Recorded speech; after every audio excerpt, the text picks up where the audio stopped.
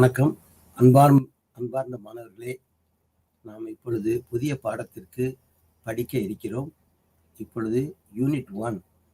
இதில் இண்டஸ்ட்ரீஸ் நிறுவனங்கள் பற்றியும் அதில் தொழிலாளர்களின் பங்கு பற்றியும் பார்க்க இருக்கிறோம்.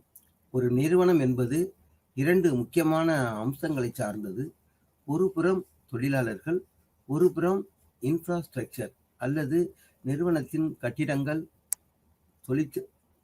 இயந்திரங்கள் போன்றவை. ஒரு நிறுவனம் நடத்த இருக்கின்ற பொழுது அந்த நிறுவன மேலாளர்கள் இந்த 2ஐயும் ஒன்று சேர கொண்டு செல்ல வேண்டும். தொழிலாளர்களையும் நலம் காத்து பாதுகாத்து சிறப்பாக செயல்பட வைக்க வேண்டும்.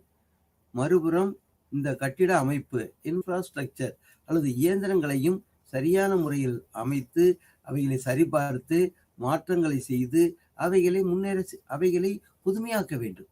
அப்பொழுதுதான் எந்த ஒரு நிறுவனம், ஒரு இண்டஸ்ட்ரி, கம்பெனி எதுவும் நலமாய் நடக்கும். பாடம் ஒன்றை பொறுத்த மட்டில் இப்பொழுது நாம் HRM, ஹியூமன் ரிசோர்ஸ் மேனேஜ்மெண்ட் என்பதை பற்றி பாடம் 1 மிக அதிகமாக படிக்க இருக்கின்றோம். பாடம் 1, யூனிட் 1 யாமினி என்ற பெண்மணி MA உளவியல் முதுகலை 2ஆம் ஆண்டு படிக்கிறார்கள்.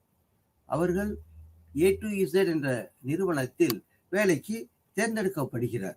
இன்டர்ன்ஷிப் அல்லது பயிற்சியாளராக அவர் தேர்ந்தெடுக்கப்படுகின்றார். அந்த நிறுவனம் துணிகள் உற்பத்தி செய்யக்கூடிய நிறுவனமாகும். அவள் HR பற்றி அறிந்து கொள்ள திருமதி ஷீலா என்ற மற்றொரு ஆசிரியையுடன் கலந்துரையாடுகின்றார். ஆசிரியர் ரீடா, உங்களது வேலை பயிற்சி எவ்வாறு இருக்கிறது என்று அவரிடம் கேட்கிறார். அதுக்கு யாமினி, நன்றாக இருக்கிறது, நான் மனித ஆற்றல் துறை பற்றி அதிகம் படித்து வருகிறேன். HR அல்லது ஹியூமன் ரிசோர்ஸ் அல்லது மனித ஆற்றல் பற்றி அதிகமாக படித்து வருகிறேன் என்று கூறுகிறார். வேலைத்திறன் ஒரு நிறுவனத்தில் போதுமான அளவு பயன்படுத்தப்படுகின்றது. நான் ஏற்கனவே கூறியது போல, ஒரு புறம் தொழிலாளர்கள், அவர்களையும் நன்கு நடத்த வேண்டும், நன்கு தேர்ந்தெடுக்க வேண்டும், நன்கு அவர்களுக்கு பயிற்சி தர வேண்டும், அவர்களை கொண்டு செல்ல வேண்டும். பொருத்தமான அளவு பயன்படுத்தி நிறுவனத்தின் லட்சியங்கள், எந்த ஒரு நிறுவனமும் கம்பெனி அல்லது எதுவாக இருந்தாலும் அதற்கென்று சில லட்சியங்கள் இருக்கும். இப்படி உற்பத்தி செய்ய வேண்டும், தரம் வேண்டும் என்பதை பற்றி பார்ப்பார்கள். அந்த லட்சியங்களை அடைய அவர்கள், இந்த தொழிலாளர்கள் பயன்படுத்தப்படுகிறார்கள். யாமினி கேட்கிறார், யாமினி HRDக்கும் HRMக்கும் என்ன வேறுபாடு என்று அறியாமல் அவர் கேட்கிறார். HRM என்பது மனித ஆற்றலை பயன்படுத்துகிறது. ஒரு பரந்த சொல் அல்லது விரிவான எல்லை கொண்டது. ஹியூமன் ரிசோர்ஸ் மேனேஜ்மெண்ட் என்பது ஒரு பரந்த எல்லையை உடையது. அதற்கு உள்ளடங்கியதாகத்தான் இந்த HRD, ஹியூமன் ரிசோர்ஸ் டெவலப்மெண்ட் என்பது வருகிறது. இந்த ஹியூமன் ரிசோர்ஸ் டெவலப்மெண்ட் என்பது மனித ஆற்றலை ஒருங்கிணைத்தல். ஆகவே HRM என்பது மனித ஆற்றல், இதை விட்டு அதற்கு தொடர்புடைய பல காரியங்களையும் பார்க்கிறது. HRD என்பது மனித ஆற்றல், அதை ஒருங்கிணைத்தல் மற்றும் பார்க்கிறது. இதுதான் அந்த வேறுபாடு. ஆகவே HRMல் ஒரு பகுதியாக இருப்பது HRD. HRD என்பது HRMல் முக்கியமான பங்கு வகிக்கிறது என்பதை பற்றி இருவரும் பேசி ஒரு முடிவுக்கு வருகிறார்கள். வேலையாட்கள் முன்னேற செய்யப்படும் பொழுது நிறுவனத்தின் வெற்றிக்கு உழைப்பார்கள். ஆகவே இந்த பாடத்தில் நாம் HRM, ஹியூமன் ரிசோர்ஸ் மேனேஜ்மெண்ட் எப்படி இருக்கிறது, அந்த பரந்த சொல் அல்லது என்னென்ன இதில் அடங்கி இருக்கிறது என்பதை பற்றி பாடம் 1 இந்த பரந்த சொல் அல்லது HRM, ஹியூமன் ரிசோர்ஸ் மேனேஜ்மெண்ட், அந்த விரிவாக எதை பற்றியெல்லாம் சொல்கிறது என்பதை பற்றி பாடம் 1 நாம் பார்க்க இருக்கிறோம். ஸ்கோப் அண்ட் அப்ஜெக்டிவ்ஸ் அல்லது எல்லை பரவல் நிலை, இதை பற்றியெல்லாம் சொல்ல இருக்கிறது. மனித ஆற்றல் வேறு ஒரு நிறுவனத்தில் அடிமட்டத்து வேலையாட்களிலிருந்து உயர்நிலை வரை பல்வேறு வகையான பிரிவுகள் இருக்கின்றன. வேறு வகையான ஆற்றல் உடையவர்கள் இருக்கிறார்கள், திறமையுடையவர்கள் இருக்கிறார்கள். அவர்கள் அனைவரையும் ஒருங்கிணைத்து அவர்களை முழு திறனுடன் வேலை செய்ய வைப்பதுதான் இந்த HRMனுடைய ஒரு முக்கியமான வேலை.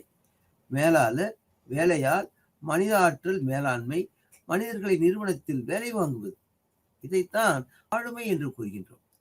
வேறு வகையான ஆட்களை, வேறு திறனுடையவர்களை, இவர்களை எல்லாம் ஒன்று சேர்த்து ஒருங்கிணைத்து இந்த நிறுவனத்தின் லட்சியங்களை அடைய, வெற்றிகளை அடைய, உற்பத்தியை பெருக்க இவர்களை கொண்டு செல்ல வேண்டும்.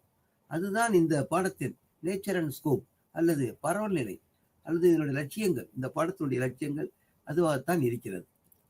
மனித ஆற்றல் நிறுவனத்தின் நோக்கங்கள், எல்லைகளை அடைவது. ஆகவே இந்த எல்லைகளை அடைவது தான் இந்த நிறுவனத்தினுடைய நோக்கம். வேலையாட்களை கொண்டு செல்வது நிறுவனத்தின் நோக்கத்தோடு ஒத்திருத்தல். ஆகவே இந்த தொழிலாளர்கள் இருக்கிறார்கள். நிறுவனத்திற்கென்று சில லட்சியங்கள் இருக்கின்றன, நோக்கங்கள் இருக்கின்றன. அவைகளை அடைவதற்கு இவர்களை கொண்டு செல்ல வேண்டும், எடுத்து செல்ல வேண்டும். அதுதான் இந்த HRM முக்கியமான வேலையாகி இருக்கிறது. ஆகவே தொழிலாளர்களை ஒருங்கிணைத்து நிறுவனத்தின் நோக்கங்களை அடைதல் ஒரு முக்கியமான பங்கு வகிக்கிறது. HRM-இல் தேர்வு செய்தல், தூண்டுதல் போன்றவை. முதலில் நாம் தேர்வு செய்தலை பற்றி பார்ப்போம். ஒரு நிறுவனம் என்றால் அதற்கு ஆட்களை தேர்வு செய்ய வேண்டும். நான் ஏற்கனவே கூறியது போல அடிமட்ட தொழிலாளர்களில் இருந்து உயர்நிலை மேலாளர் வரை இவர்கள் தேர்ந்தெடுக்கப்படுகிறார்கள். பல்வேறு கட்டங்களில், பல்வேறு கால சூழலில் இவர்கள் தேர்ந்தெடுக்கப்படுகிறார்கள். டெக்னிக்கல், ஸ்கில்ட், அன்ஸ்கில்டு ஸ்டாஃப் இது போன்றவர்கள் தேர்ந்தெடுக்கப்படுகிறார்கள். இவர்கள் ஆகவே தேர்வு செய்தல் ஒரு முக்கியமான பணியாக இருக்கிறது. HRM-இல் ஆட்களை, சரியான ஆட்களை, திறனுடைய ஆட்களை தேர்வு செய்தல் வேண்டும். அடுத்ததாக தூண்டுதல், மோட்டிவேஷன். எந்த ஒரு நிறுவனமும் சிறப்பாக செயல்பட வேண்டும் என்றால் அவர்களுக்கு தூண்டுதல் வேண்டும், மோட்டிவேட் பண்ண வேண்டும். அவர்களை சரியான முறையில் தூண்டுதல் செய்யப்பட வேண்டும். எப்படியெல்லாம் அவர்கள் தூண்டுதல் செய்யப்படலாம்? ஒன்று, சம்பளத்தை கூட்டி கொடுக்கலாம். இப்பொழுது நீங்கள் பார்த்திருப்பீர்கள், நேற்றைய பத்திரிகையில பார்த்திருப்பீர்கள், ஒரு 40-50 IAS ஆபீசர்கள் அவர்கள் பதவி உயர்வு பெற்றிருக்கிறார்கள். 40-50 IPS ஆபீசர்கள் பதவி உயர்வு பெற்றிருக்கிறார்கள். ஆகவே உயர்வு, மேல்நிலைக்கு போகிறார்கள், அதற்கேற்ற சம்பளம். ஆகவே பணம் ஒரு முக்கியமான பங்காக இருக்கிறது, சம்பளம் ஒரு முக்கியமான பங்காக இருக்கிறது. ஆகவே சம்பளத்தை உயர்த்துகின்ற பொழுது அவர்கள் ஆர்வத்துடன் வேலை செய்வார்கள். ஆகவே ஒரு வகையான தூண்டுதல் என்பது சம்பளம் கொடுத்தல். அரசு DA இன்க்ரீஸ், ஜனவரி முதல் 4% DA இன்க்ரீஸ் கொடுக்கிறது. ஆகவே சம்பளம் கொடுக்கின்ற பொழுது மக்கள் ஆர்வத்துடன் வேலை செய்கின்றார்கள், மகிழ்ச்சி அடைகின்றார்கள். ஆகவே சம்பளம் மிகப்பெரிய தூண்டுதலாக பணியாளர்களுக்கு இருக்கிறது. இது தவிர குறிப்பிட்ட பணிகளை சிறப்பாக முடிக்கின்ற பொழுது அவர்களுக்கு பரிசு கொடுக்கப்படுகின்றது. ஒரு ஆண்டு அல்லது 2 ஆண்டு இடைவெளியில் ஒவ்வொரு ஆண்டும் சிறப்பாக பணியாற்றியவர்களுக்கு பரிசு, மெடல் இவைகளெல்லாம் கொடுக்கப்படுகின்றது. ஆகவே அவைகள் தூண்டுதலாக அமைகின்றன. ஆகவே முன்னேற்றம் இருக்கின்றது. இது போக HRM-இல் பயிற்சிகள், அவ்வப்போது பயிற்சிகள் கொடுக்கப்படுகின்றன. அது கல்வியாக இருக்கலாம், ட்ரைனிங் கான்ஃபரன்ஸாக இருக்கலாம், பல்வேறு முறைகளில், வழிகளில் பயிற்சிகள் கொடுக்கப்படுகின்றன. ஆகவே வேலையால் சேர்ந்தவுடன் இண்டக்ஷன் அல்லது அவர்கள் புதிய துறைக்கு வந்த பிறகு அந்த தொழிலை பற்றியும் அதனுடைய நோக்கங்கள், லட்சியங்கள் பற்றி சொல்லப்படுகின்றது. இவைகள் இண்டக்ஷன் என்று சொல்கின்றோம். அவைகளை உள்ளே கொண்டு வந்த போது அவர்களுக்கு புரிய வைக்கிறோம். இந்தந்த தொழில்களை நாம் செய்கின்றோம், இந்தந்த மாதிரியாக இந்த நிறுவனம் இருக்கும், லட்சியங்கள் என்ன, ஆகவே நீங்கள் எவ்வாறு வேலையை செய்ய வேண்டும் என்பதை பற்றியெல்லாம் சொல்லப்படுகின்றது. ஆகவே ஒரு வேலையால் சேர்ந்தவுடனேயே அந்த பயிற்சி ஆரம்பித்து விடுகின்றது. HRD நிறுவனம், வேலையால் இணைப்பு இரண்டும் வளர்ச்சி பெறுதல். ஆகவே HRD பற்றி பார்க்கும்போது ஏற்கனவே நாம் சொன்னோம், அது ஒருங்கிணைத்தல். HRD என்பது அவனுடைய ஒரு HRM-இன் ஒரு பகுதி, அவ்வளவுதான். HRD வேறுபாடு, ப்ரொஃபஷனல் மேனேஜ்மெண்ட் அதனுடைய குறுகிய எல்லை. ஆகவே அதை கொண்டு செல்வது மட்டும்தான் இந்த HRD வேலை. ஆகவே HRD என்பது HRM-இன் கீழ் வருகிறது, அதனுடைய ஒரு பகுதியாக அது செயல்படுகின்றது என்று அஸ்வத்தப்பா 2015 விரிவாக கூறியிருக்கின்றார். அஸ்வத்தப்பா என்ற அறிஞர் 2015 இதை பற்றி HRD என்பது HRM-இன் கீழ் ஒரு பகுதியாக வருகிறது என்று கூறியுள்ளார். அதன் பிறகு அதன் பிரிவுகளை பற்றி பார்ப்போம். வேலையாட்கள். 1, வேலையாட்கள் இருக்கின்றார்கள். நாம் ஏற்கனவே சொன்னது போல ஒரு நிறுவனம் என்றால் கண்டிப்பாக வேலையாட்கள் இருப்பார்கள். 2, சொத்து. 2வது பகுதி நாம் பார்த்தோம், இன்ஃப்ராஸ்ட்ரக்சர் அல்லது அசெட் என்றால் சொத்து. இந்த நிறுவனத்துக்கு சேர்ந்த சொத்துக்கள் இருக்கின்றன. ஆகவே இந்த சொத்துக்கள், அதில் கட்டிடங்கள், இயந்திரங்கள் இவைகள் எல்லாம் இருக்கின்றன. அவைகளையும் நாம் சரியாக பராமரித்து செயல்படுத்த வேண்டும். 3, பயன்பாடு. ஒரு புறம் ஆட்கள், ஒருபுறம் இயந்திரங்கள் இவைகளை ஒன்று ஒன்று சேர இணைந்து கொண்டு செல்ல வேண்டும். இதுதான் கொண்டு சென்று நிறுவனத்தின் எல்லைகளை நாம் அடைய வேண்டும். லட்சியங்களை, நோக்கங்களை, உற்பத்திகளை அடைய வேண்டும் என்பதுதான் நம்முடைய நோக்கமாக இருக்கிறது.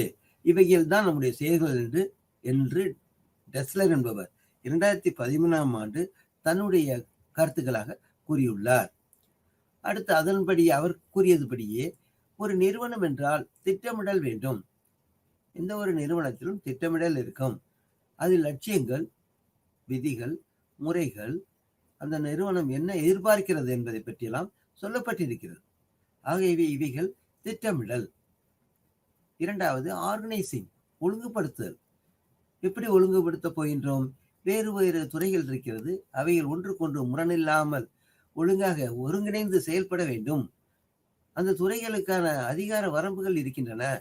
அந்த வரம்புகளுக்கு மீறி அவர்கள் செயல்படாமல் அவைகளை செயல்பட வைக்க வேண்டும். தொடர்பை ஏற்படுத்த வேண்டும்.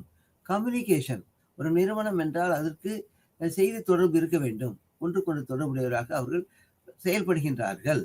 இது ஆர்கனைசிங் என்பதன் கீழ் வருகிறது. மூன்றாவதாக தேர்வு பயிற்சிகள். ஏற்கனவே கூறியது போல ஒரு நிறுவனம் என்றால் ஆட்கள் இருக்கிறார்கள்.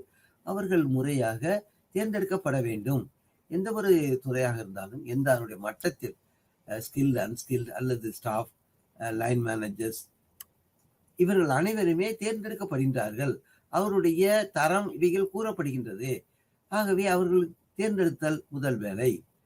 பிறகு உள்ளே சேர்ந்தவுடன் அவருக்கு பயிற்சிகள் கொடுக்கப்படுகின்றன.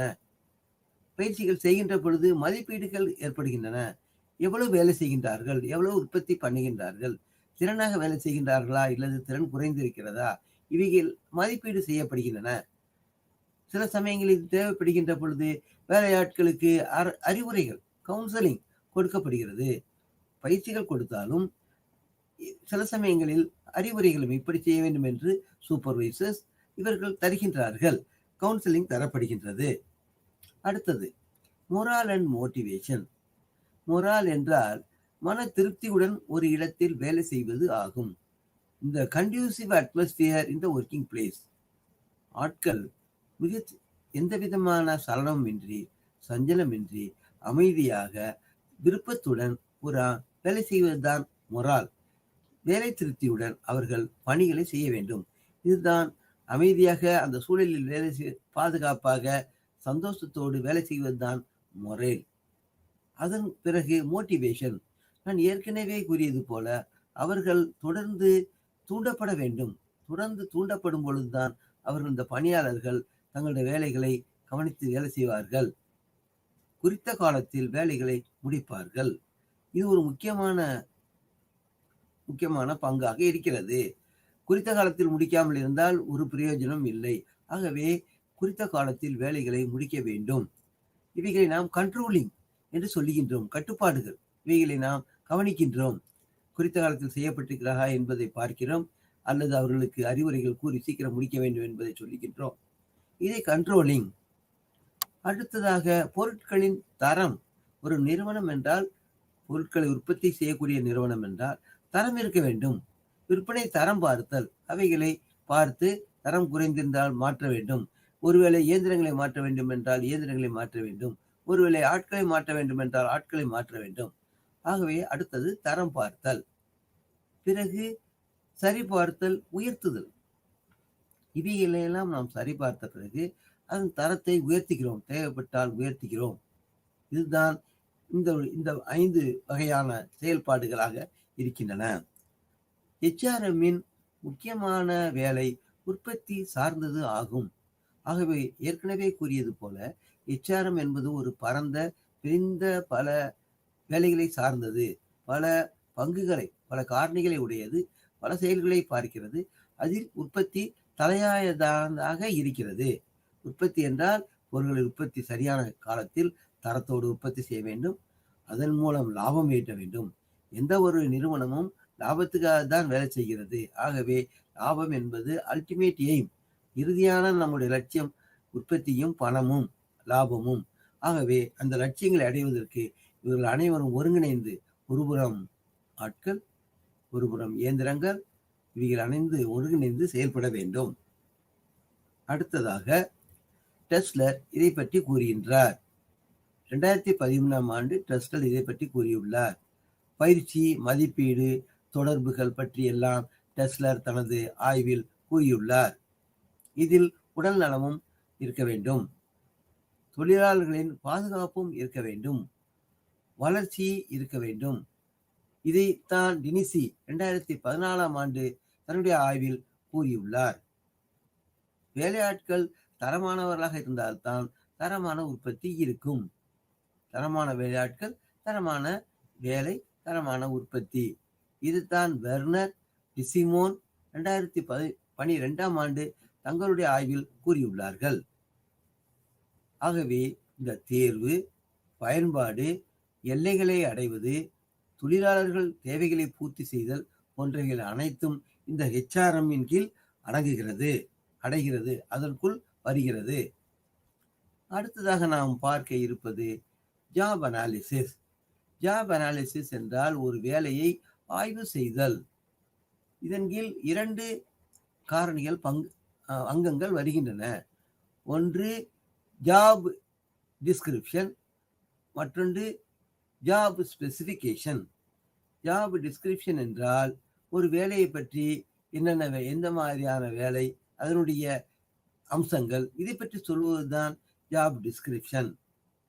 ஜாப் ஸ்பெசிஃபிகேஷன் என்றால் அதற்கு எப்படிப்பட்ட ஆட்கள் வேண்டும், அந்த வேலையை செய்வதற்கு என்ன படித்திருக்க வேண்டும், இன்ஜினியரிங் படித்திருக்க வேண்டுமா, ஆர்ட்ஸ் படித்திருக்க வேண்டுமா, ஸ்கில்டா அன்ஸ்கில்டா, இது போன்ற அவருடைய பரம், கல்வி, அனுபவம் போன்றவைகளை சொல்வதுதான் ஸ்பெசிஃபிகேஷன்.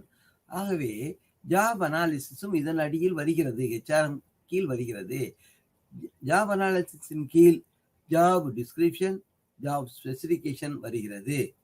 ஆகவே இவைகளை செய்து ரெக்ரூட்மெண்ட் செய்கிறோம், ஆட்களை நாம் தேர்ந்தெடுக்கின்றோம். தேர்ந்தெடுத்த பிறகு அவர்களுக்கு அட்வர்டைஸ்மெண்ட் பண்ணி ஆட்களை வர வைத்து அவர்களுக்கு இன்டர்வியூ அல்லது டெஸ்ட் போன்றவைகள் அவர்களுடைய சர்டிபிகேட்ஸ் சரிபார்த்து அவைகளை தேர்ந்தெடுக்கின்றோம். இது ரெக்ரூட்மெண்ட் கீழ் வருகிறது. இவ்வாறு அவர்கள் செலெக்ஷன் ஆகிறார்கள். ஆகவே அதுக்கு வந்த பிறகு அவர்களுக்கு இண்டக்ஷன் ட்ரைனிங் கொடுக்கப்படுகின்றது. Training, welfare activities.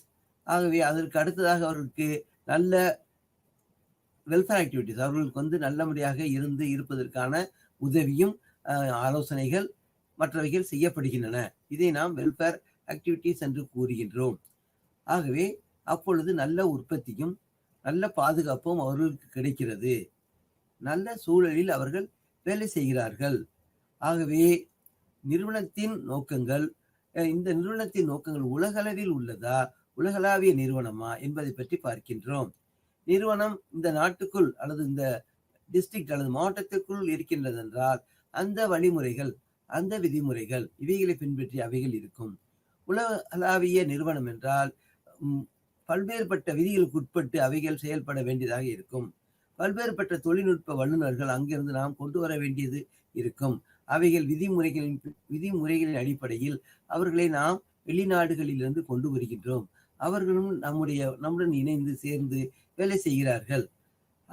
ஆகவே அவற்றில் வேறு வேறு சட்டங்கள் இருக்கின்றன, அரசாங்க கொள்கைகள் இருக்கின்றன.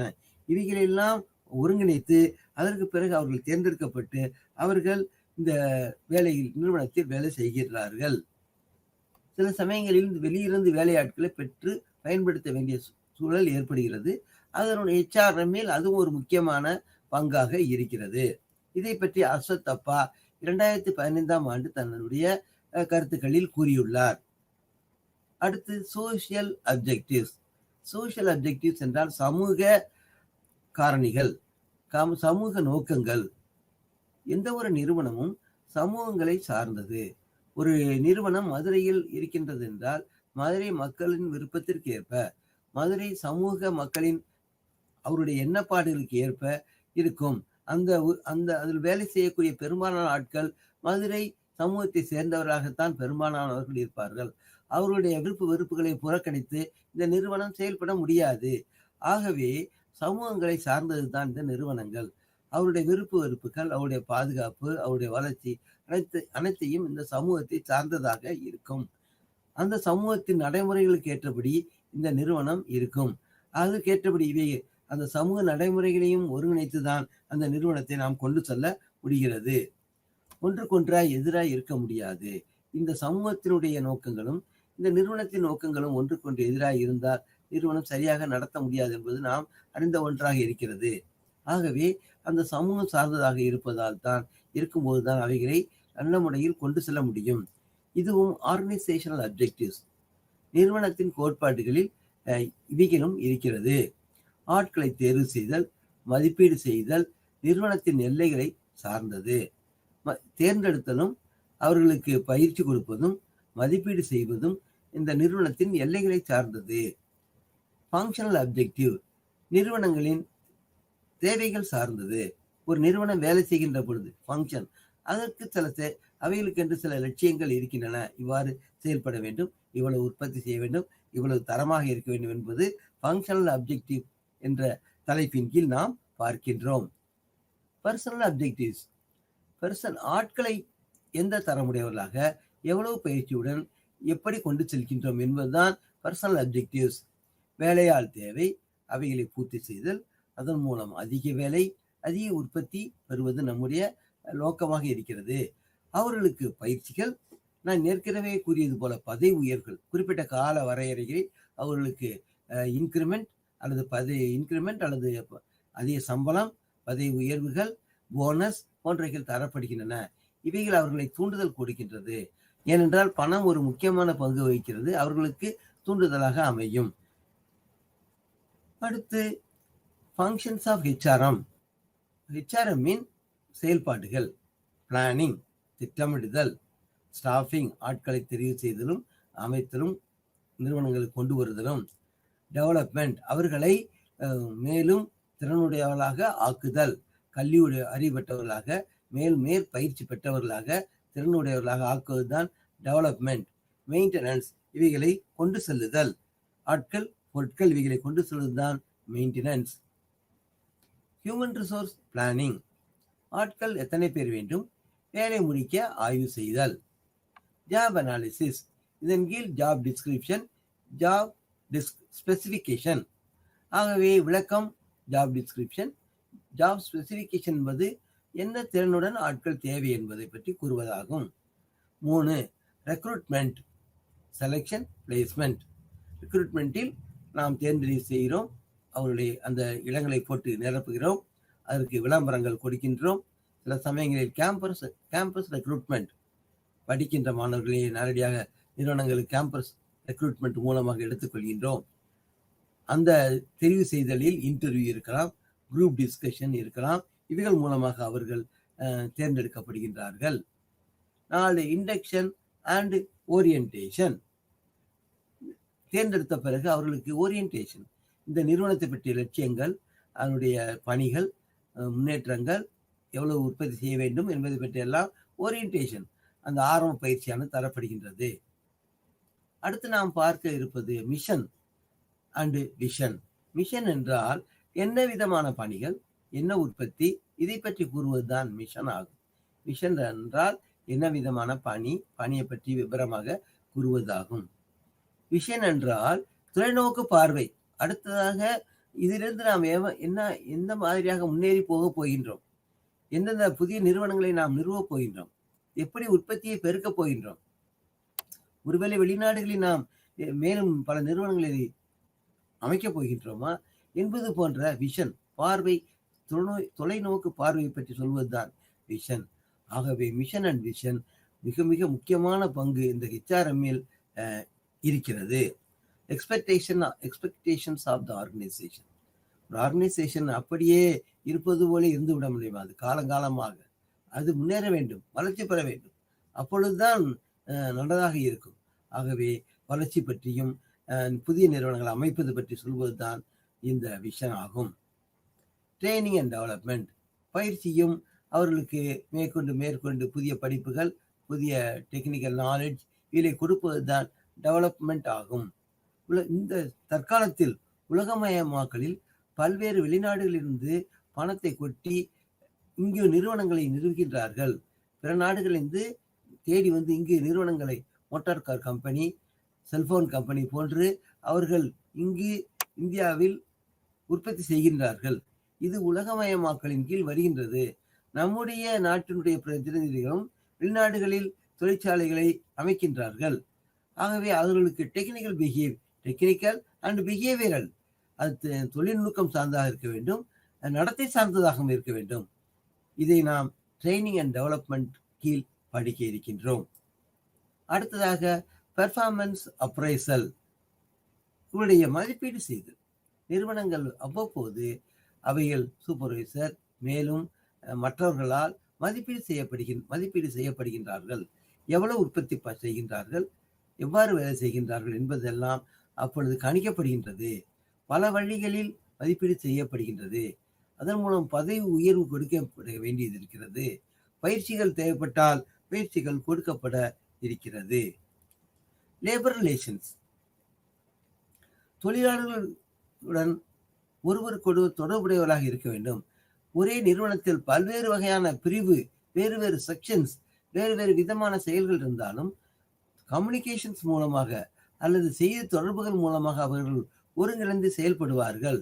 ஆகவே இதுபோக நிறுவனங்கள் HRM மூலமாக தொழிற்சங்கங்களுடன் தொடர்புடையவராக இருக்கின்றார்கள். தொழிற்சங்கங்கள் தன்னுடைய தேவைகள், தன்னுடைய குறைபாடுகள் இவைகளை சொல்லும். அந்த தொழிற்சங்கங்களுடன் இந்த HRM நிறுவனம் தன்னுடைய பிரதிநிதிகளுடன் தொடர்பு கொண்டு அவர்கள் வேலையை பற்றியும், சம்பளத்தை பற்றியும், குறைகள் பற்றியும், வேறு ஏனும் தகராறுகள் ஏற்பட்டால் அதை பற்றியும் தொடர்ந்து கண்காணித்து வருவார்கள். இதைத்தான் நாம் லேபர் ரிலேஷன்ஸ் என்று சொல்கின்றோம். இதற்கும் HRM ஒரு பங்கு செய்கின்றது. அடுத்ததாக காம்பன்சேஷன் அண்ட் பெனிஃபிட்ஸ். காம்பன்சேஷன் பெனிஃபிட்ஸில் இழப்பீடுகள், சில சமயங்களில் இழப்பீடுகள் கொடுக்க வேண்டியதாக இருக்கலாம். அவர்களுக்கு பரிசுகள் கொடுப்பதாகவும் இருக்கலாம். சில சமயங்களில் பரிசுகள் கொடுக்கும், சில சமயங்களில் இழப்பீடுகள், சில சமயங்கள் காயம்பட்டால் அவர்களுக்கு கவனிக்க வேண்டும் மருத்துவ வசதி அல்லது பண உதவி இவைகள் கொடுக்கப்பட வேண்டியது இருக்கும். பரிசுகள் திறமையாக வேலை செய்து அதிகமாக உற்பத்தி செய்கின்ற பொழுது அவர்களை பாராட்டி பரிசுகள் வழங்குவார்கள். நான் ஏற்கனவே கூறுவது போல மொரேல், இந்த ஒர்க்கிங் கண்டியூசிவ் அட்மாஸ்பியர் இந்த ஒர்க்கிங் பிளேஸ், மொரேல் என்பது கவனிக்கப்படுகின்றது. அவர்கள் திருப்தியாக இருக்கின்றார்களா, சந்தோஷமாக இருக்கின்றார்களா என்பது கவனிக்கப்படுகிறது. அதற்கு மேலும் தூண்டல்கள் கொடுக்கப்படுகின்றன. ஒவ்வொரு துறைகளிலும் சூப்பர்வைசர்ஸ் அவர்கள் கண்காணிக்கிறார்கள், மேனேஜர்ஸ் மேலாளர்கள் கவனிக்கின்றார்கள். அவர்கள் ஃபீட்பேக் அல்லது அவருடைய வேலையுடைய தரத்தை குறிப்பிடுவார்கள். அதன் பிறகு தூண்டல்கள் கொடுக்கப்படுகின்றன. 9, ரெக்கார்ட் கீப்பிங். அனைத்தும் இவைகள் குறிப்புகளாக எழுதப்படுகின்றன. என்னென்ன செய்கின்றார்கள், ஒவ்வொரு துறையிலையும் ரெக்கார்ட் கீப்பிங் அனைத்தும் ரெக்கார்டட் ஆகிறது, அவளது குறிக்கப்படுகின்றது. தற்காலத்தில் சாப்ட்வேர் மூலமாக இயந்திர உதவியுடன், தொழில்நுட்ப கம்ப்யூட்டர் உதவியுடன் இவைகள் அனைத்தும் குறிப்பிட எடுக்கப்படுகின்றன. இவைகள் ரெக்கார்ட் கீப்பிங் செய்யப்படுகின்றன. அடுத்தாக நாம் பார்ப்பது ஸ்ட்ராட்டஜிக் HRM. பாடம் 1 4வது பிரிவு. ஸ்ட்ராட்டஜிக் HRM என்றால் என்ன? ஸ்ட்ராட்டஜிக் என்றால் தமிழ் மொழிபாக்கம் என்பது மூலோபாயம் அல்லது திறன்களிலே மிக முக்கியமான திறன் அல்லது திறன்களிலே சில ஸ்பெஷல் திறன்களை தான் நாம் ஸ்ட்ராட்டஜிக் என்று சொல்கின்றோம். தமிழில் மூலோபாயம் என்று கூறுகின்றார்கள். ஆகவே ஒவ்வொரு HRMமும் சில ஸ்ட்ராட்டஜிஸ், சில தொழில் நுணுக்கங்களை, சில நுணுக்கமான செயல்களை செய்கின்றது. இதை நாம் ஸ்ட்ராட்டஜிக் HRM என்று கூறுகின்றோம். புதிய வழிமுறைகளில் ஒரு நுணுக்கமானது இவைகளை செய்கின்றோம். ஸ்ட்ராட்டஜிக் HRM தற்காலத்தில் உள்ளதற்கும் பழைய முறைக்கும் வேறுபாடு இருக்கின்றது. பழைய முறைகளில் செய்வது போல் செய்யாமல் இவைகள் டிரான்ஸ்ஃபர்மேஷனல் அல்லது உடனுக்குடன் மாற்றங்களை செய்கின்றார்கள். ஸ்ட்ராட்டஜிக் HRM என்றால் உடனுக்குடன் மாற்றங்களை தெரிவிக்கின்றார்கள். மிகவும் காலந்தாழ்ந்து செய்வது அல்ல, உடனுக்குடன் செய்வதைத்தான் தற்காலத்தில் ஸ்ட்ராட்டஜிக் HRM என்று கூறுகின்றோம். புதிய வழிமுறைகள், புதிய திட்டங்கள், புதிய கோட்பாடுகள் நிறுவன லட்சியங்கள் அடைய ஏற்படுத்தப்படுகின்றது என்று அஸ்வத் தப்பா 2015 கூறுகின்றார். ட்ரெடிஷனல் ஸ்ட்ராட்டஜிக் HRM என்பதற்கும் தற்காலத்துக்குரிய ஸ்ட்ராட்டஜிக்கும் வேறுபாடு இருக்கின்றது. டெஸ்லர் என்பதும் இதையே சொல்லுகின்றார். அமைத்தல் HR கோட்பாடுகள், வேலையாட்களின் திறனறிதல், அந்த லட்சியங்களை அடைய பாடுபடுதல் போன்றவை இந்த ஸ்ட்ராட்டஜிக் HRM-இன் கீழ் வருகிறது. நிறுவன லட்சியங்கள் தீர்மானிக்க வேலையாட்களுடைய நடத்தைகள், திறன்களை முடிவு செய்யப்படுகின்றது. ஸ்ட்ராட்டஜியில் நிறுவனத்தின் லட்சியங்கள் ஒரு புறம் இருக்கிறது. அவைகள் அடைய வேண்டும் என்றால் இந்த வேலையாட்கள் திறமையாக வேலை செய்ய வேண்டும். அவருடைய நடத்தை ஒரு முறையில் கொண்டு செல்லப்பட வேண்டும். திறன்கள் முழுமையாக பயன்படுத்தப்பட வேண்டும். அப்பொழுதுதான் நாம் முடிவு செய்ய முடியும். ஆகவே HRM மூலோபாயம் அமைத்தல், ஸ்ட்ராட்டஜிக் HRM மாற்றக்கூடிய தலைமை இருத்தல். அது ஒவ்வொரு சமயமும் உடனுக்குடன் அவைகள் மாற்றக்கூடியவை. இவைகள் தான் தற்காலத்தில் உள்ளன. பழைய காலத்தில் ஸ்ட்ராட்டஜிக் HRM மெதுவாக இருந்தது. ஆகவே இந்த மாற்றக்கூடிய தன்மையில் உடனுக்குடன் அவைகள் மாற்றக்கூடியவைகளாக இருந்தன. தலைமையிலிருந்து வேறுபடல், வேலையாளுடைய அறிவு, உற்பத்தி, முதலீடு இவைகள் கண்காணிக்கப்பட்டன வேகமாக. ஆகவே இவைகள் செயல்படுத்தப்பட்டன. ஆகவே மிக மெதுவாக நடப்பது அல்ல, தொடர்ந்து இவைகள் கண்காணிக்கப்பட்டன. ஆகவே பழைய முறையில் தொடர்ந்து இல்லாவிட்டாலும் இப்பொழுது முறையில் இந்த மாடர்ன் ஸ்ட்ராட்டஜிக் HRM-இல் தொடர் சிதறிய முயற்சிகள் ஒருங்கிணைக்கப்பட்டன. இதைத்தான் நாம் பார்க்கின்றோம் என்று அஸ்வத்தப்பா 2015 கூறுகின்றார். ஆகவே இந்த புதிய முயற்சிகளில், இந்த புதிய ஸ்ட்ராட்டஜிகளில் இந்த மாதிரியாக கொண்டு செல்லப்படுகின்றது, வேகமாக இருக்கிறது. இதில் பல பயன்களை சேர்த்தல் இருக்கிறது. சில சமயங்களில் நாம் நிறுவனங்களில் மெர்ஜர் செய்கின்றோம். அல்லது ஒரு நிறுவன வைத்திருப்பவருக்கு 2-3 நிறுவனங்கள் உள்ளன ஒரே ஊரில். அவைகளை ஒருங்கிணைத்தல், அவைகளை ஒன்று சேர்க்கின்றார். அதை நாம் மெர்ஜர் என்று சொல்லுகின்றோம். மெர்ஜர் செய்யப்படுகின்றது. அடுத்து அக்விசிஷன், ஒரு புதிய நிறுவனத்தை வாங்குகின்றார். இந்த முதலாளி ஒரு புதிய நிறுவனத்தை வாங்குகிறார். இதை நாம் அக்விசிஷன் என்று சொல்லுகின்றோம். அப்படி சொல்லுகின்ற பொழுது அந்த நிறுவனத்தில் உள்ளவர்கள் பயப்படுவார்கள். ஒருவேளை வேலையை போய்விடுமோ, சம்பளம் இல்லாமல் போய்விடுமோ என்று நினைப்பார்கள். அவர்களை அந்த பயத்தை போக்க வேண்டும். அக்விசிஷன் மெர்ஜர் சமயங்களில் இந்த HRM ஆனது என்ன சொல்கின்றது என்றால், இந்த மெர்ஜர் அக்விசிஷனால் உங்களுக்கு பாதிப்பு இல்லை. உங்கள் சம்பளமோ உங்களோட பணியுடைய பாதுகாப்புகளோ எந்த வகையிலும் குறைய போவது இல்லை, களையப்படுவது இல்லை. நீங்கள் அந்த பதட்டங்களை தவிர்த்து சந்தோஷமாக வேலை செய்யலாம். நாங்கள் மெர்ஜர் செய்கிறோம், வேண்டாமல் நீங்கள் பணிகளை செய்யலாம் என்று சொல்லுகின்றோம். இதுதான் அக்விசிஷன் அண்ட் மெர்ஜர். HR இவைகள், இந்த முறைகள் இருக்கின்றன. அதில் பல முறைகள் கையாளப்படுகின்றன என்று HRM இருப்பதை அஸ்வத்தப்பா 2015 கூறியுள்ளார். ஸ்கேனிங் ஆஃப் என்விரான்மெண்ட், இதில் என்ன என்று பார்ப்போம். ஒரு இட அமைப்பு, ஒரு நிறுவனம் ஒரு இடத்தில் இருக்கின்றது என்றால் அது உள்கட்டமைப்பு உடையது, புற வெளி கட்டமைப்பும் உடையதாக இருக்கிறது. வெளி கட்டமைப்பு இருக்கின்ற பொழுது சட்ட நெறிமுறைக்கு உட்பட்டு பொருளாதார நிலைப்பாடு, தொழில்நிலைக்கு நுணுக்க நிலை போன்றவைகளை சார்ந்ததாக இருக்கிறது. ஏற்கனவே கூறியது போல ஒரு நிறுவனம் மதுரையில் அமைய வேண்டும் என்றால் இந்த சமூக மக்களின் அஸ்பிரேஷன்ஸ், விருப்பங்களுக்கு ஏற்றது போல், அந்த எண்ண அலைகளுக்கு ஏற்றால் போல் அந்த நிறுவனமானது தன்னுடைய லட்சியங்களை உள்ளடக்கி வைத்திருக்கின்றது. இதற்கு முரணாக அந்த நிறுவனம் செயல்பட முடியாது. ஆகவே அந்த மக்களின் எதிர்பார்ப்புகளை பொறுத்து இந்த நிறுவனமானது தனது லட்சியங்களை அமைத்து அதன் மூலம் செயல்களை செய்கிறது. இது புற வெளி முறையாகும், புற அல்லது வெளிமுறையாகும். உள்கட்டமைப்பில் தொழில்நுட்ப நிலை மற்றவைகளை பார்க்கப்படுகின்றன. இயந்திரங்கள், தொழில்நுட்ப நிலை, அமைப்பு, இவைகள் கட்டமைப்பு போன்றவைகள் பார்க்கப்படுகின்றன. புற உலகில் கலாச்சாரம் பார்க்கப்படுகின்றது. இந்த மக்கள் வகையான கலாச்சாரம் உடையவர்களாக இருக்கிறார்கள். இவர்களை கொண்டு செல்வது எவ்வளவு எளிமையாக, திறமையாக இந்த கலாச்சாரத்தை உள்ளடக்கி இந்த செயல்பாடுகளை செய்ய முடியும் என்பதை பற்றி எல்லாம் இந்த HRM பார்க்கிறது. அடுத்து நாம் பார்ப்ப இருப்பது SWOT. SWOT என்றால் என்ன? SWOT என்றால் S என்றால் ஸ்ட்ரெங்க், W என்றால் வீக்னஸஸ், O என்றால் ஆப்பர்ச்சுனிட்டிஸ், T என்றால் த்ரெட்ஸ். எந்த ஒரு செயலுக்கும் நாம் தனிமனிதனுடைய செயலோ, நிறுவனத்தினுடைய செயலோ, அரசுடைய செயலோ அதற்கு ஸ்வாட் அனாலிசிஸ் இருக்கிறது. Strength, weakness, opportunities, threats. இது ஒவ்வொன்றும் என்ன என்று பார்ப்போம். ஸ்ட்ரெங்க் என்றால் எவ்வளவு நிறுவனத்தினுடைய பண முதலீடு, தைரியம், அதனுடைய அமைப்பு, கட்டமைப்பு, சக்தி, இதை பார்ப்பதுதான் ஸ்ட்ரெங்க். வீக்னஸஸ், இந்த நிறுவனம் இந்த இடத்தில் செயல்படுகின்ற பொழுது எந்த விதமான என்னென்ன குறைபாடுகள் இருக்கின்றன என்பதை பற்றி பார்ப்பது. ஆப்பர்ச்சுனிட்டிஸ், எந்தெந்த வாய்ப்புகள் கிடைக்கின்றன, மின்சாரம் எளிமையாக கிடைக்கிறதா, தண்ணீர் எளிதாக கிடைக்கிறதா, மக்கள் நன்றாக அனுசரணையாக வேலை செய்கிறார்களா, இவைகளை நாம் ஆப்பர்ச்சுனிட்டிஸ் என்கிறோம்.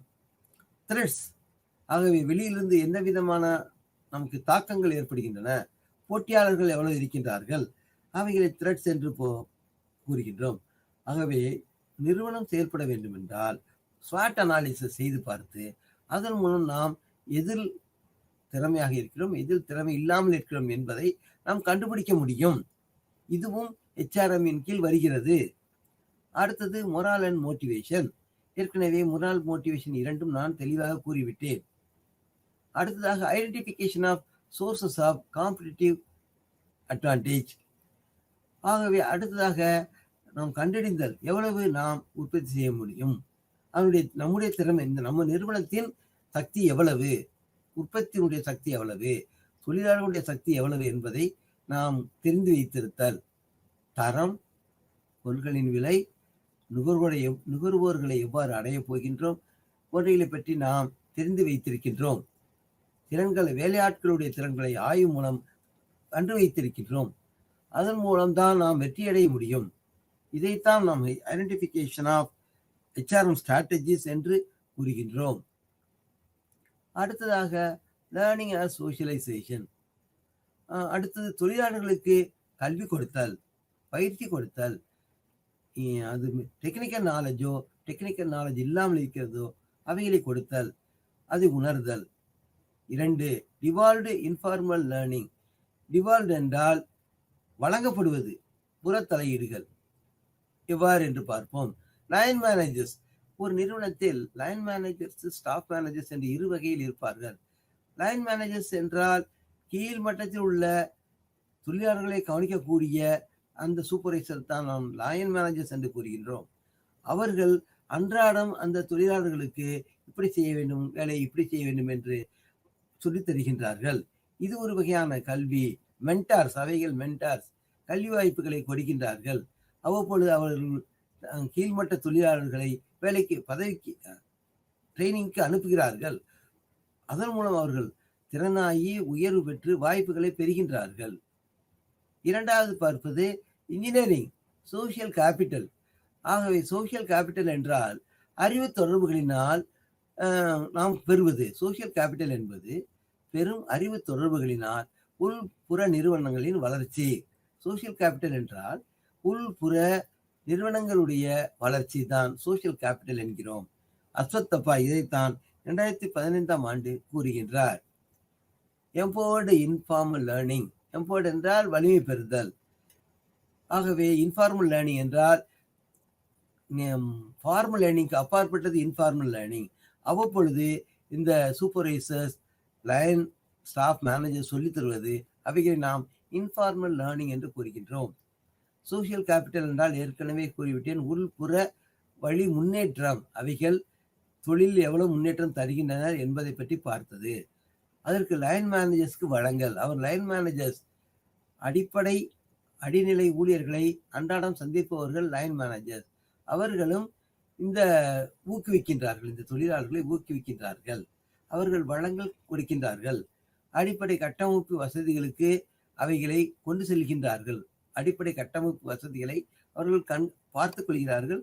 அதில் தான் அவர்கள் வேலை செய்கின்றார்கள். இவைகள் நேரடி முதலீடு. இவர்கள் அடிப்படை கட்டமைப்பு வசதிகள் நேரடி முதலீடு. வெளியிலிருந்து பெறுவது நேரடி அல்லாத முதலீடு. நேரடி வெளியிலிருந்து பெறக்கூடிய பொருளோ பணமோ அல்லது டெக்னாலஜி, அறிவோ பயிற்சியோ, அவைகளை செகண்டரி ரோல் என்று கூறுகின்றோம். நேரடியாக பெறுவது வேறு, நேரடி அல்லாமல் பெறுவது வேறாக இருக்கிறது. Implementation of HR strategies. அடுத்ததாக நாம் இந்த திறன்களை, இந்த மூலோபாயங்களை பயன்படுத்துகின்றோம். தலைமை பண்பு உயர்த்துவதற்காக பயன்படுத்துகிறோம், தூண்டலுக்கு பயன்படுத்துகின்றோம், தொடர்புகள் ஏற்படுத்த பயன்படுத்துகின்றோம். மானிட்டர் அண்ட் எவாலுவேஷன், அவைகளை அன்றாடம் பராமரிக்கவும் கண்காணிக்கவும் மதிப்பீடுகள் செய்வதற்கும் இந்த இம்ப்ளிமெண்டேஷன் ஆஃப் ஹெச்ஆர் பயன்படுகின்றது. கண்காணித்தல், திறன் வளர்க்க, திட்டங்களை பிரித்து செயல்பட, தர நிர்ணயம் செய்ய, தரம் குறைந்தால் உயர்த்த, அனைத்தும் இந்த இம்ப்ளிமெண்டேஷன் ஆஃப் ஹெச்ஆர் என்பது தலைப்பின் கீழ் வருகிறது. அடுத்ததாக கருவிகள். ஒரு நிறுவனம் என்றால் நிச்சயமாக கருவிகள் இருக்க வேண்டும். கருவிகள் மிக அதிகமான வேலையை செய்கின்றது. கருவிகள் இல்லாமல் தொழிற்சாலை இருக்க முடியாது. அதனுடைய பயன், ஸ்ட்ராட்டஜி, அதனுடைய பயனை நாம் பெறுகின்றோம். இவைகளை எவ்வாறு நாம் கொண்டு செல்கின்றோம் என்றால், மேப் மூலமாக ஒரு நிறுவனம் இருக்கிறது, அதனுடைய அமைப்பு நீங்கள் பார்த்திருப்பீர்கள். ஒவ்வொரு நிறுவனத்திற்கு வெளிப்புறமும் மேப் போட்டிருப்பார்கள். எவ்வாறு எத்தனை பிரிவுகள் இருக்கிறது, அது மேப் மூலம் நாம் கண்டறிய முடியும். இத்தனை பிரிவுகள், இத்தனை ஏக்கர் இடத்தில் இருக்கிறது பரப்பு, அவைகளை பற்றி நாம் மேப் மூலம் தெரிந்து கொள்கின்றோம். ஸ்கோர் போர்டு, எவ்வளவு உற்பத்தி செய்கின்றார்கள் என்பதை பற்றி 6 மாதத்தில், ஒரு ஆண்டில் அல்லது ஒரு மாதத்தில் எவ்வளவு உற்பத்தியானது வருகிறது, எவ்வளவு வெளியேற்றப்படுகின்றது, எவ்வளவு அனுப்பப்படுகிறது என்பதை ஸ்கோர் போர்டு மூலமாக நாம் அறிந்து கொள்ளலாம். டிஜிட்டல் டேஷ்போர்ட்ஸ், தற்காலத்தில் டிஜிட்டல் டேஷ்போர்ட்ஸ் வைத்திருக்கிறார்கள். அவைகளும் அதில் கிராஃப், வரைபடங்கள் இருக்கின்றன, சார்ட் இருக்கின்றன. இவைகள் இந்த தொழிலை பற்றி, தொழிலுடைய வளர்ச்சி பற்றி மிக தெளிவாக இவைகள் விளக்குகின்றன. தடைகள், என்ன தடைகள் ஏற்படுகின்றன? ஒரு நிறுவனம் நடத்துகின்ற பொழுது ஹெச்ஆர் மேனேஜ்மெண்ட்டுக்கு என்ன விதமான தடைகள் வரலாம்? தற்காலம் மற்றும் காண்பிக்கப்படுதல், இவைகள் தற்காலம் மற்றும் தற்காலத்துக்கு ஏற்றபடி அவைகள் இருக்க வேண்டும். அப்பொழுதுதான் அவைகளை நாம் கொண்டு செல்ல வேண்டும். பிரசன்ட், இந்த காலத்துக்கு ஏற்றபடி அந்த நிறுவனமானது செயல்பட வேண்டும். அதைத்தான் நாம் சொல்லுகின்றோம். இரண்டாவதாக, ஸ்ட்ராட்டஜிக்கலி சிந்தனை செய்யப்படவில்லை. நிறுவனமானது திறனோடு மாறக்கூடிய இந்த பிரசன்ட், இந்த காலத்துக்கான ஸ்ட்ராட்டஜி திறன்களை பயன்படுத்த வேண்டும். மூத்த மேலாளர்களின் பங்களிப்பு இல்லாமல், ஒரு சில சமயங்களில் சீனியர் மேனேஜர்ஸ் இவர்களுக்கு ஒத்துழைப்பு இல்லாமல் இருக்கலாம். அவர்கள் இந்த ஸ்டாஃப் மேனேஜர்ஸ், லைன் மேனேஜர்ஸோடு கலந்துரையாடி செயல்களை கொண்டு செல்லவில்லை என்றால் மூத்த மேலாளர்களின் பங்களிப்பு இல்லாமல் போய்விடும். அப்படி இருந்தால் இந்த ஸ்ட்ராட்டஜிகள் சரியாக பயன்பெறாது, அவைகள் தடைகளாக இருக்கும். பல சமயங்களில் மேலாளர்கள் ஹியூமன் ஆஸ்பெக்ட், மனித தன்மையை பார்ப்பதில்லை. அப்படி இருந்தால் அது ஒரு தடையாக இருக்கும். அளவீடுகள் தடையாக இருக்கலாம். குவான்டிஃபிகேஷன், அல்லது அவைகள் ஒருவேளை அளவீடுகள் கண்காணிக்கப்படாமல், பராமரிக்கப்படாமல் அல்லது கண்டுபிடிக்கப்படாமல் இருக்கலாம். ஆகவே அவைகள் தடையாக இருக்கும். முதலீடு செய்யாமல் இருந்தால் அது தடையாக இருக்கும். ரெசிஸ்டன்ஸ் ஸ்ட்ராட்டஜிக் ஹெச்ஆர்எம், ஹெச்ஆர் மேலாளர் ஸ்ட்ராட்டஜிக் மேனேஜ்மெண்ட்டுக்கு அதிக முக்கியத்துவம் தருதல். ஆகவே இந்த மேலாளர் ஸ்ட்ராட்டஜிக் மேனேஜ்மெண்ட்டுக்கு மட்டும் அதிக முக்கியத்துவம் கொடுத்தல், மற்றவைகளுக்கு அதிக முக்கியத்துவம் கொடுக்காமல் இருக்கலாம். இப்படிப்பட்டதும் நமக்கு தடையாக இருக்கலாம். இவைகள், இந்த தடைகள் எந்தெந்த சூழலில் ஏற்படுகிறது என்பதை பற்றி நாம் பார்த்தோம். ஆகவே அளவீடுகள் தடையாக இருத்தல், முதலீடுகள் செய்யாமல் தடையாக இருத்தல், ரெசிஸ்டன்ஸ் டு ஸ்ட்ராட்டஜிக் ஹெச்ஆர்எம்.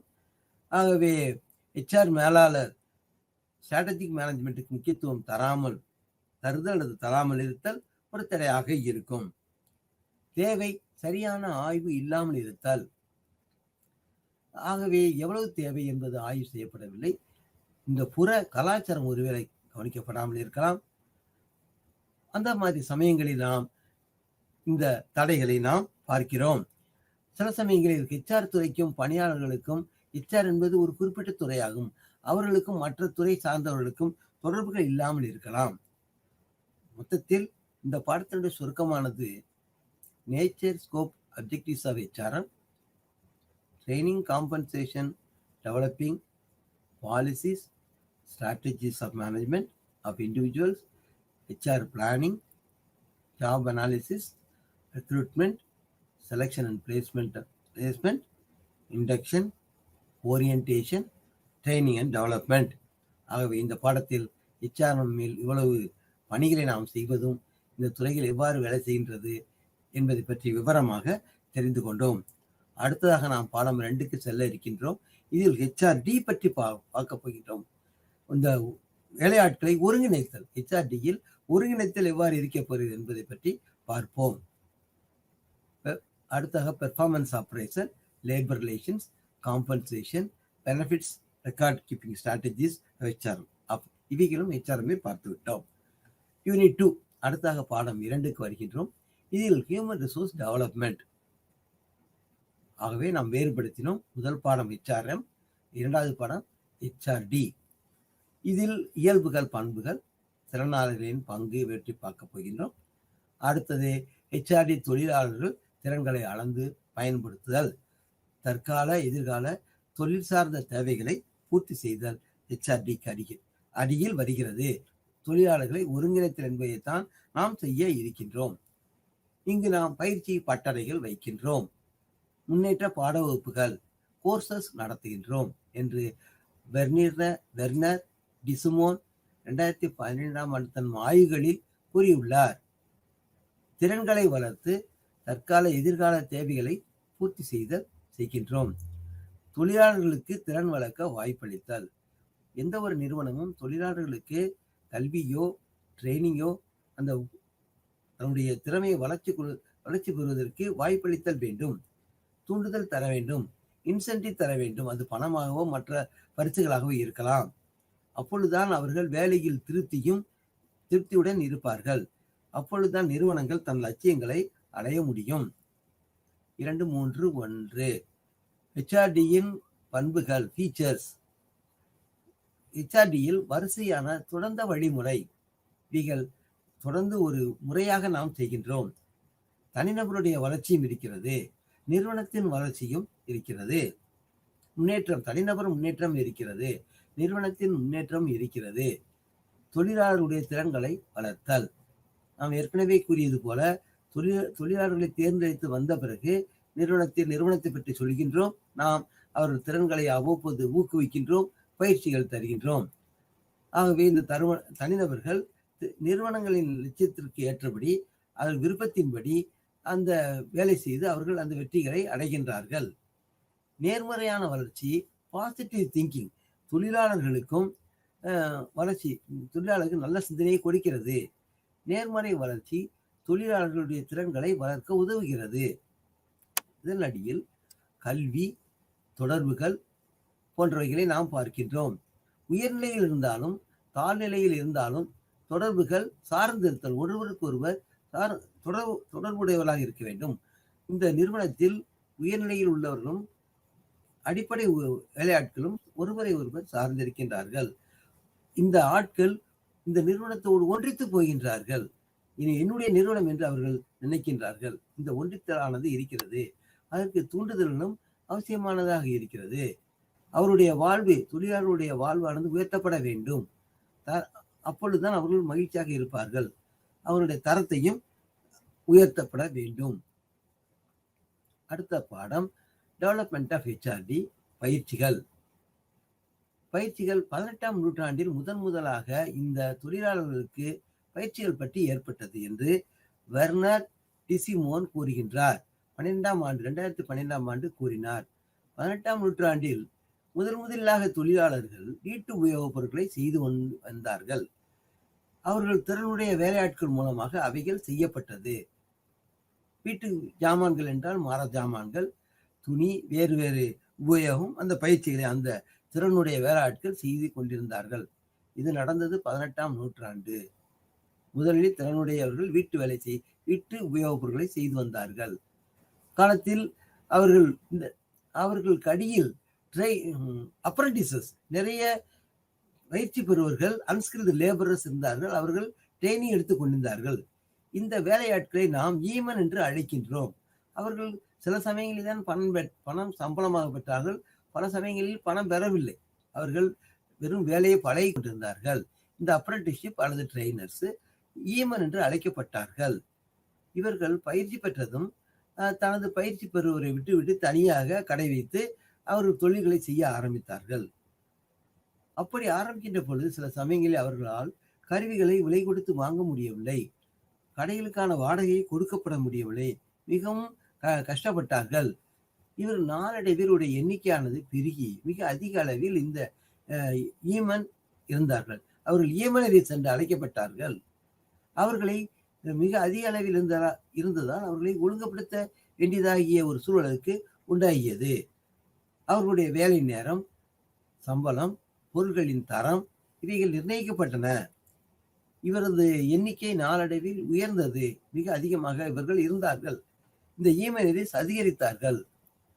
இந்த மாதிரி இவர்கள் அதிகரித்த பொழுது இந்த ஈமனரிஸ் மூலமாக வேலையாட்கள் யூனியன் தொழிற்சங்கங்கள் அமைக்க அடிப்படை காரணமாக இவர்கள் இருந்தார்கள். ஆகவே முதலாக தொழிற்சங்கங்கள் இந்த ஈமனரிஸ் மூலம் அமைந்தது. HRD வேலை பள்ளிகள் ஏற்பட்டன.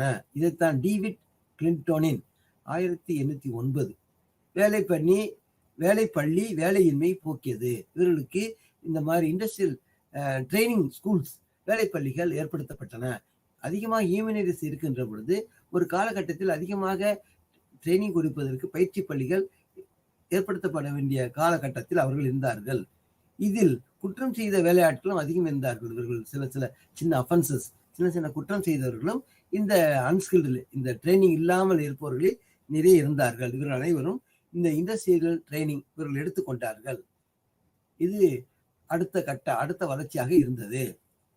மேலும் வேலை புரட்சி 1800 மூலமாக வேலையில் புரட்சி ஏற்பட்ட காரணத்தினால் மிக அதிகமாக இந்த மாதிரியான ஒருபுறம் ஸ்கில்டு லேபரர்ஸ், ஒருபுறம் அன்ஸ்கில்டு லேபரர்ஸ், ஒருபுறம் ட்ரெயின்டு லேபரர்ஸ், ஒருபுறம் அன்ட்ரெயின்டு லேபரர்ஸ், இவர்கள் அனைவரும் இருக்கின்ற பொழுது, அந்த ஈமனரிஸ் இருக்கின்ற பொழுது, ஒரு தொழிற்சங்கங்கள் இருக்கின்ற பொழுது வேலை புரட்சியானது 1800 ஏற்பட்டது. அதன் மூலமாக பல பள்ளிகள் ஏற்பட்டன, தொழில் பள்ளிகள் ஏற்பட்டன, புதிய கருவிகள் ஏற்பட்டு வேலையினுடைய தரமானது உயர்ந்தது.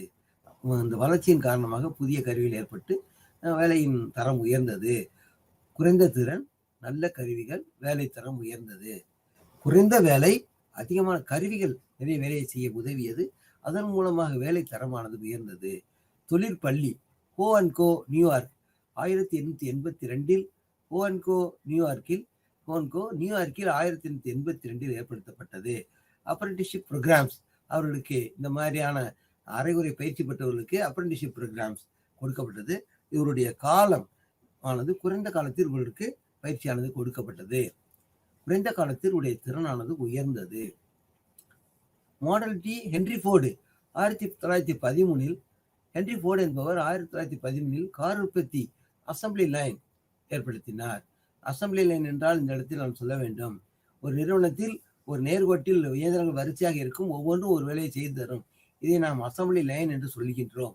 உதாரணமாக ஒரு சோப்பு தயாரிக்கின்றோம் என்றால் ஒரு பெல்ட்டில் அது போகும். ஒவ்வொரு இடத்திலும் ஒரு குறிப்பிட்ட வேலை, ஒரு இடத்தில் சோப்பு, ஒரு இடத்தில் அட்டை போடுதல், ஒரு இடத்தில் அதற்கு மையிடுதல் போன்றவைகள். இதுவும் ஆகவே இந்த ஹென்ரி ஃபோர்டு 1913 கார் உற்பத்தி செய்த அசம்பிளி லைன் போன்ற இந்த நிறுவனத்தில் இருந்தது. இதுவும் உலக யுத்தம் 1 ஃபர்ஸ்ட் வேர்ல்டு வார் ஏற்பட்டது. போர் வாகனங்களின் தேவை உயர்ந்தது. அதிகமாக போர் வாகனங்களை உற்பத்தி செய்ய வேண்டிய தேவையானது ஏற்பட்டது. அப்பொழுது எப்பொழுது பொருட்கள் வேணுமோ அப்பொழுது தயாரிக்கின்ற ஆட்களும் தேவை, தொழிலாளிகளும் தேவைப்பட்டது. இது செமி ஸ்கில்டு அன்ஸ்கில்டு தொழிலாளர்களின் எண்ணிக்கையை உயர்த்தியது. ஆகவே இதன் மூலமாக ஹியூமன் ரிசோர்ஸ் டெவலப்மெண்ட், தொழிலாளர்களை ஒருங்கிணைத்தல் என்பது வளர உதவியது. Human relations movement. அடுத்ததாக இதே காலகட்டத்தில் ஹியூமன் ரிலேஷன்ஸ் மூவ்மெண்ட் என்ற ஒரு புதிய தாக்கம் அல்லது ஒரு புரட்சியானது ஏற்பட்டது. மேரி பார்க்கெட் பெல்லாட், லிலியன் கில்பர்த் போன்றவர்கள் இதை பற்றி கூறியிருக்கின்றார்கள். இது சுகாதாரமற்ற வேலையிடத்தை வெறுத்தது. வேலையிடங்களில் இந்த ரிலேஷன்ஸ் மூவ்மெண்ட் ஏற்பட்ட பொழுது அதற்கு முன்னால் வேலையிடமானது சுகாதாரம் இல்லாமல் இருந்தது. குறைந்த கூலி அவர்கள் கொடுக்கப்பட்டது. வேலையாட்களை மிக கொடுமையாக நடத்தினார்கள், மிக கடுமையாக நடத்தினார்கள். அன்ஸ்கில்டு ஒர்க்கர்ஸ் அல்லது திறனற்ற வேலையாட்கள் இருந்தார்கள். குழந்தைகள் இருந்தார்கள். குழந்தைகள் கயிறு கட்டி சிம்னிகளில் இறக்கி அவர்கள் சிம்னிகளில் புகைப்பொக்கிகளில் தூசுகளை தட்டுவதற்கு பயன்படுத்தப்பட்டார்கள். இப்படியெல்லாம் அவருடைய வேலையுடைய தரமானது கீழ்த்தரமாக இருந்தது. அதை மாற்றுவதற்குத்தான் இந்த ஹியூமன் ரிலேஷன்ஸ் மூவ்மெண்ட், மேரி பார்க்கர் பெல்லாட், லிலியன் கில்பர்ட் போன்றவர்கள் இதை பற்றியெல்லாம் சொல்லி அவருடைய தரமானது, அவருடைய நேரம், தரம் உயர்த்தப்பட வேண்டும் என்று கருத்துக்களை கூறினார்கள். நல்ல சூழல் வேலையாட்களுக்கு வேண்டும் என்றது மனித தொடர்புகள் மனித நடத்தைக்கு உதவியது. அவருடைய தரத்தை உயர்த்த வேண்டும் என்று கூறினார்கள். அடுத்ததாக நாம் பார்ப்பது ஆப்ரஹாம் மாஸ்லோ என்ற அறிஞர் இந்த சமயத்தில் ஒரு தியரி, ஒரு கோட்பாடை கூறினார். Need theory, Maslow's hierarchy of needs என்ற ஒரு தியரி இருக்கிறது. அதில் அடிப்படையில் பேசிக் பிசியலாஜிக்கல் நீட்ஸ், அடிப்படை உடல் தேவைகள். இரண்டாவதாக சேஃப்டி நீட்ஸ், பாதுகாப்பு தேவைகள். அதன் பிறகு லவ் நீட்ஸ், அன்பு அடிப்படையில் தேவைகள். அதன் பிறகு செல்ஃப் ஆக்சுவலைசேஷன், மனிதன் எதை அடைய வேண்டும் என்பதை பற்றி சொல்வது. இவ்வாறாக மாஸ்லோ என்பவர் பல கருத்துக்களை கூறியிருந்தார். இவைகள் உடல் தேவை, பாதுகாப்பு, அன்பு போன்றவை பற்றி கூறியது. சுயமரியாதை, முற்றிலும் தனி மனிதர்களை பயன்படுத்தல் போன்றவை பற்றி நாம் பார்க்கின்றோம். இந்த கருத்துக்கள் ஒரு முக்கியமான பங்காற்றியது. இதன் பிறகு அந்த சமயத்தில் உலகப்போர் 2 ஏற்பட்ட பொழுது பயிற்சி பட்டறைகளுக்கு உயர வழிவகுத்தது. முதல் உலகப்போர், 2வது உலகப்போரில் தேவைகள் அதிகமாக இருந்தது. வாகனங்கள் போன்றவை தேவைப்பட்டதால் அதற்கான வாகனங்களை உற்பத்தி செய்யக்கூடிய தொழிலாளர்கள் தேவைப்பட்டார்கள். அப்பொழுது பயிற்சி பட்டறைகள் தேவைப்பட்டன. அதற்கு உயர வழிவகுத்தது. பாதுகாப்பிற்கு பட்டறைகள் தொழிற்சாலைகளை நிறுவின. அப்பொழுது ASTD, American Society for Training Directors என்ற நிறுவனம் நிறுவப்பட்டது. 1942 பயிற்சிகளின் தரமானது உயர்ந்தது. 1970, 60, 70களில் இவைகள் முக்கியமான ஆண்டுகள். அதிகமாக ஹெச்ஆர்டி வளர்ந்தது. ஹெச்ஆர்டி ஏஎஸ்டிடியால் அங்கீகரிக்கப்பட்டது. ஏஎஸ்டி என்பது அங்கீகரிக்கப்பட்டது. பல்வேறு பயிற்சி அரங்கங்கள், கான்ஃபரன்சஸ் ஏற்படுத்தப்பட்டன. இவர்களுக்கு பயிற்சிகள் கொடுக்கப்பட்டன. புத்தகங்கள் எழுதப்பட்டன. லியோனார்ட் ஜி ஸ்னாட்லர் 1980, 90, 2010 ஹெச்ஆர்டி முழுமையான அங்கீகாரம் பெற்றது என்று கூறுகின்றார்கள். இதற்கு உலகம் முழுவதிலும் உறுப்பினர்கள் இருந்தார்கள். சிறப்பும் பயன்களும். ஹெச்ஆர்டி என்பது கீழ்நிலை முதல் உயர்நிலை வரை வளர்ச்சியான தரமான செயல்களை செய்ய வேண்டியதாக இருந்தது. நடத்தை மாற்றங்கள், பிஹேவியரல் சேஞ்சஸ். ஆகவே இந்த ஸ்கில்டு லேபரர்ஸ், அன்ஸ்கில்டு லேபரர்ஸ் இவருடைய பிஹேவியர் மாற்றங்கள் ஏற்படுத்த வேண்டியது ஒவ்வொரு நிலையிலும் தேவைப்பட்டது. ஆட்கள் ஒருவருக்கொருவர் தொடர்புடையவராக இருப்பதாக இருந்தது. ஆகவே அறிவு, நுணுக்கம், திறன், பயன், அவர்கள் வேலை திருப்தி போன்றவைகளை இந்த ஹெச்ஆர்டி ஆனது முழுமையாக கவனித்துக் கொண்டது. இதற்கான அறிவு, நுணுக்கம், திறன் போன்றவை உயர்வு, தூண்டலுடன் செயல்பட உதவியது. இதற்கு இடையில் உலகமயமாக்கலும் ஒரு முக்கியமான பங்கு வகித்தது. ஹெச்ஆர்டி மூலமாக போட்டி அதிகரித்தது, நிறுவனங்கள் வளர்ந்தன, புதிய உத்திகளுடன் புதிய சவால்களை எதிர்கொண்டன. பயன்கள், வேலையாட்கள் தன் திறன்களை முழுவதும் வெளிக்கொணர பயன் தர இந்த ஹெச்ஆர்டி பயன்பட்டது. நேர்மறை வேலை பண்பை வளர்க்க, பாசிட்டிவ் திங்கிங், அவர்கள் வேலையாட்கள் பாசிட்டிவ் திங்கிங்கோடு இருப்பதற்கும் உயர்வு பெறவும் மதிக்கப்படவும் ஹெச்ஆர்டி பயன்பட்டது. வேலையில் தூண்டல் ஏற்கனவே ஆரம்பத்தில் கூறினேன். ஒவ்வொரு கட்டத்திலும் வேலையாட்கள் தூண்டப்பட வேண்டும், அவர்கள் திருப்தியாக இருக்க வேண்டும், அவர்களுடைய தரத்தை உயர்த்த வேண்டும், அவருடைய வேலை தரம் உயர வேண்டும் என்பதை பார்த்தோம். மாற்றங்களை அடைய வேலையாட்கள் ஒப்புக்கொள்ளல். எப்பொழுது நீங்கள் மெர்ஜர் அல்லது அக்விசிஷன் செய்கின்றீர்களோ அப்பொழுது வேலையாட்கள் அதை ஒப்புக்கொள்ள வேண்டும், அவர்களை ஒப்புக்கொள்ள வைக்க வேண்டும், அவர்களை தளரவிடக்கூடாது. அவருடைய நம்பிக்கை, மதிப்பு, ஒருவருக்கொருவர் சார்ந்திருத்தல் போன்றவைகளை கொண்டு செல்லுதல், இதை நாம் டீம் ஸ்பிரிட் என்கின்றோம். தனிநபர் நிறுவன செயல் திறன் உயர்த்துதல், இதை நாம் கூறிவிட்டோம். அமைப்பு, இந்த நிறுவனத்தினுடைய அமைப்பு, வேலை மாற்றம், இவைகளிலும் அவருடைய தரமானது உயர்தல். வேலையை பரவலாக்குதல், டிஸ்ட்ரிபியூஷன், இவைகள் ஒரே நிறுவனமானது பல்வேறு வேலைகளை செய்து பரவலாக்கல். பங்கு சிறப்பு. ஹெச்ஆர்டி அதற்கேற்ற செயல்களை மனித ஆற்றலை உயர்த்துதல் போன்ற வேலைகளை செய்தது. இதன் மூலமாக மிக விவரமாக நாம் ஹெச்ஆர்டி பற்றி பாடம் 2 தெளிவாக தெரிந்து கொண்டோம். ஆகவே நன்றி மாணவர்களே, வணக்கம்.